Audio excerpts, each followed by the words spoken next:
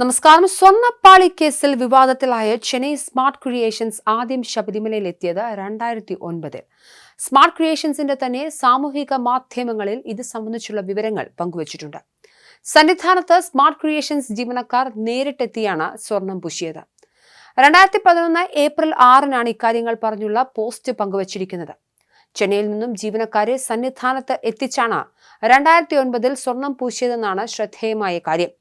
നേരിട്ടെത്തി സ്വർണം പൂശാനുള്ള സാങ്കേതികവിദ്യയും ജീവനക്കാരും ഉള്ളപ്പോൾ 2019 എന്തിന് പാളികൾ ചെന്നൈക്ക് കൊണ്ടുപോയി എന്നതാണ് ഉയരുന്ന ചോദ്യം.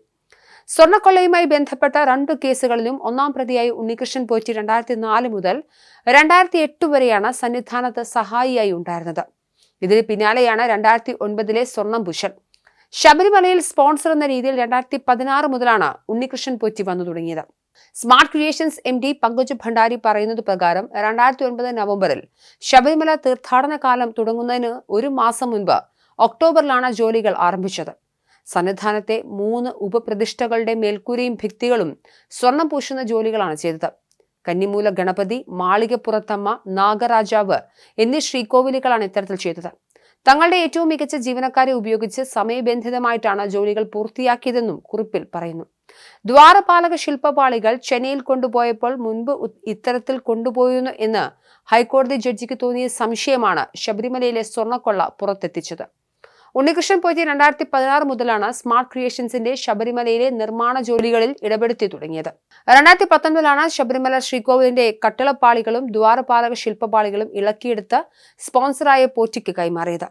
ഈ പാളികൾ 1 മാസത്തിനു ശേഷം ചെന്നൈയിലെ സ്മാർട്ട് ക്രിയേഷൻസിൽ എത്തിച്ച സ്വർണം വേർതിരിച്ചെന്നാണ് അന്വേഷണ സംഘത്തിന്റെ വിലയിരുത്തൽ. തൊണ്ടി മുതൽ കണ്ടെത്താൻ കഴിയാത്തതിനാൽ സ്വർണം വേർതിരിച്ചോ പാളികളായി വിൽപ്പന നടത്തിയോ തുടങ്ങിയ കാര്യങ്ങളും കണ്ടെത്താനുണ്ട്. 2004 മുതൽ 2008 വരെ സഹായിയായി സന്നിധാനത്ത് പ്രവർത്തിച്ച ഉണ്ണികൃഷ്ണൻ നമ്പൂതിരി സാഹചര്യങ്ങൾ മുഴുവൻ മനസ്സിലാക്കിയ ശേഷമാണ് തട്ടിപ്പിലേക്ക് കടന്നതെന്ന് വേണം കരുതാൻ. 2009 തന്നെ സ്മാർട്ട് ക്രിയേഷൻസ് ശബരിമലയിൽ എത്തിയെങ്കിലും സ്വർണ്ണക്കൊള്ളയിലേക്ക് കടന്നത് 10 വർഷത്തിന് ശേഷമാണ്. 2016 പോറ്റി തന്നെ ഇവരെ ശബരിമലയിൽ വീണ്ടും എത്തിച്ചു. അതിനുശേഷം വലിയ ആസൂത്രണം തന്നെ നടത്തിയാണ് സ്വർണ്ണക്കൊള്ള നടത്തിയതെന്ന് വേണം അനുമാനിക്കാൻ. എന്തായാലും ശബരിമല വിഷയവുമായി ബന്ധപ്പെട്ട് SITയുടെ അന്വേഷണത്തിൽ ഹൈക്കോടതിയിലും വിമർശനങ്ങളുണ്ട്. കൂടുതൽ ആളുകളെ അന്വേഷണ പരിധിയിലേക്ക് കൊണ്ടുവരാത്തതിലും വിമർശനം ഉന്നയിക്കപ്പെട്ടിട്ടുണ്ട്. എന്തായാലും കൂടുതൽ അന്വേഷണത്തിൽ ഒരുപാട് പ്രമുഖരും അറസ്റ്റിലാവുന്ന സാഹചര്യമുണ്ട്. ഗോവർദ്ധൻ ഉൾപ്പെടെയുള്ള സ്വർണ്ണ വ്യാപാരികൾ ശബരിമലയിൽ ഉണ്ടായിരുന്ന സ്വാധീനം അതടക്കമുള്ള കാര്യങ്ങളിൽ വലിയ വിമർശനങ്ങളുണ്ട്. എന്നാലും ഉണ്ണികൃഷ്ണൻ പോറ്റിയുമായി ബന്ധപ്പെട്ട് അന്വേഷണം വ്യാപിപ്പിച്ചപ്പോൾ കൃത്യമായി വലിയ രീതിയിലുള്ള തട്ടിപ്പ് ശബരിമലയിൽ നടന്നിട്ടുണ്ടെന്ന് മനസ്സിലാക്കിയിട്ടുണ്ട്. ഇതുമായി ബന്ധപ്പെട്ട് CBIയുടെ അന്വേഷണവും പ്രതിപക്ഷം ആവശ്യപ്പെടുന്നുണ്ട്.